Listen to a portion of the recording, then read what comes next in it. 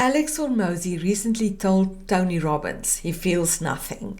And Tony, being one of the greatest coaches alive, missed what that really meant. Here's what he should have done differently. I'm Risa. I'm coach people who've lost the fire. And in this video, I'm going to show you 3 moments where the coaching broke down and what I would have done differently. Whether you're an entrepreneur or just someone running hard and wondering why you feel so empty, this video is for you. Difficulty that I have is finding enjoyment outside of work. I have an apathy issue. I'm okay with that. But you're torn by it, my friend. No, agreed. Did you catch what happened there? Alex opens a door. He says something true and raw. I feel nothing and I've made peace with it. That takes guts, especially from someone like Alex in front of Tony Robbins on camera. And Tony's instinct is right. You should never let someone settle for a successful yet joyless life. I honor that. But watch the timing. Tony hears, I'm okay with it. And he immediately challenges and says, it's eating you alive. And what does Alex do? He says, no. He pushes back. He closes the door. The instinct was right.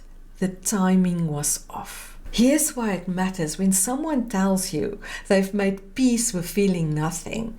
That's not the end of the conversation. That's the beginning.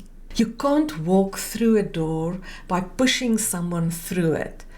They have to walk through it themselves. I'm okay with it from someone like Alex isn't acceptance. It's armor. In my world, that's an ash dragon talking, saying that it has learned that fire costs too much. The ash dragon used to burn bright, now bone tired, gave everything, and the tank is empty, but it's still trying to drive. That's Alex Hormozi in that room.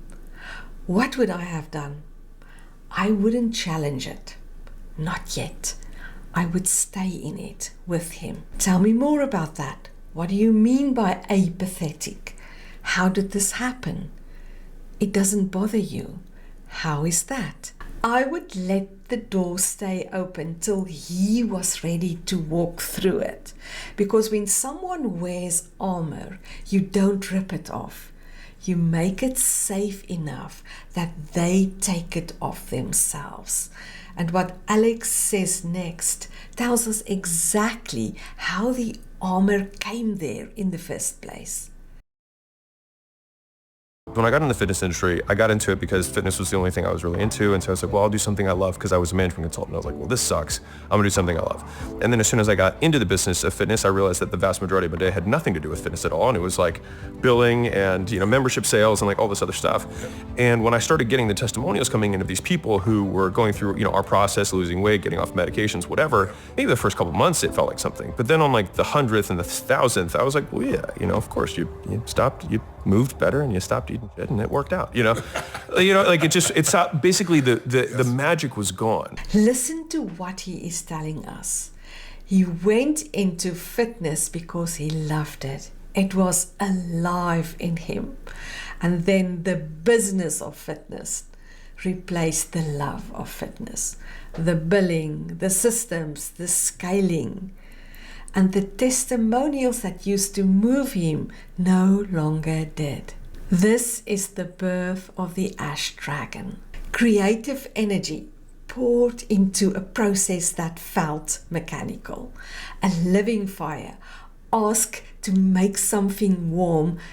That's a machine. And eventually it went cold. Now Tony heard that and he responds with the law of familiarity. You get used to anything. You need a new moonshot. And there is truth to that. But notice what he doesn't ask. Alex, what did it feel like when it was alive? Tony moves straight past the wound towards the remedy. He's explaining instead of exploring. It's one of the most common mistakes even the greatest coaches make. Because when we see someone in pain, we want to fix it. We want to hand them an answer, a new goal, a bigger mission. And there's nothing wrong with that exactly. But here's what I know about ash dragons. You cannot ask a cold dragon to fly. You have to warm it first. A new moonshot given to an unwarmed dragon doesn't relit the fire. It just becomes another thing to execute without the feeling. Usually the most powerful thing you can do is stay in the question. And maybe as you are watching this, something in you recognize that. The ash dragon is one of 5 dragons, 5 ways in which your creative energy can go haywire. If Alex's story is touching something in you right now, go take the quiz in the description. Find out which dragon is yours. It takes 2 minutes and it might be the most useful thing you do today. Now back to Alex, because what he says next reveals the whole problem. And honestly, it's the one line that Tony should have built everything around. Get out of your head, get into your heart. Yes. I love the language. I don't understand what it means. Because the brain reduces everything and compares it. I want you to really hear that. I love the language, but I don't understand what it means. He's not being difficult, he's being honest. He's saying, I can hear you pointing at the door, but I can't use your language to open it. And that is the most fundamental truth of deep coaching.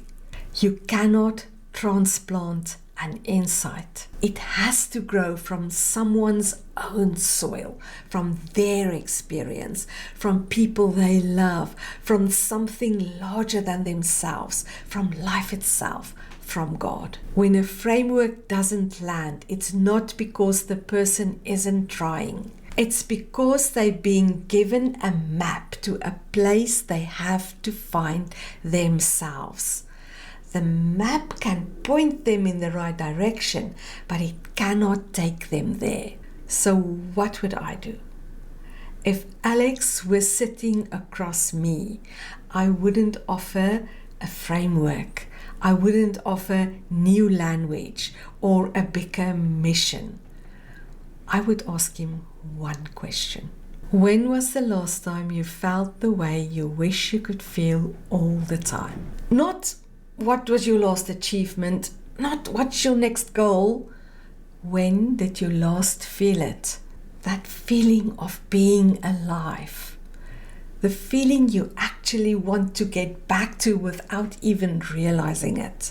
Because the ash dragon knows that feeling. It was born from that feeling. And when you ask that question and you wait, not for the mind to come up with the response, but for the answer to come from something deeper, something shifts. The ashes are stirred, and underneath, there's still an ember. Earl Nightingale called it negotiating with an empty fireplace. When you give me more heat, I'll give you more wood. Fire doesn't work that way. A moonshot is more wood, but the fire didn't go out because it needed a bigger log. It went out because no one stopped to blow the embers. Alex told us that actually. He felt it at the beginning. He felt the aliveness for fitness before it became a business. And he's been looking for that feeling ever since, with bigger goals and more impact, searching for it everywhere except where he left it. I would start there, not with a bigger goal, but with the last time he actually felt it. Transformative coaching doesn't give you a better story about yourself. It helps you remember who you truly are. In my world, we don't kill dragons. we tame them, train them, and eventually fly them. The ash dragon is not your enemy, it's your power, pointed in the wrong direction. This is not the end of Alex's story.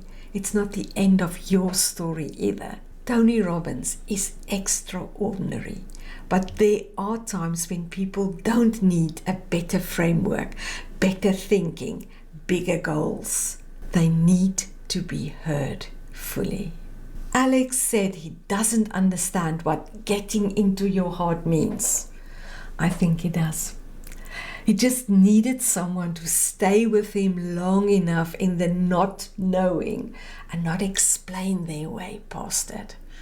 If you recognize yourself in Alex, go take the quiz. The link is in the description.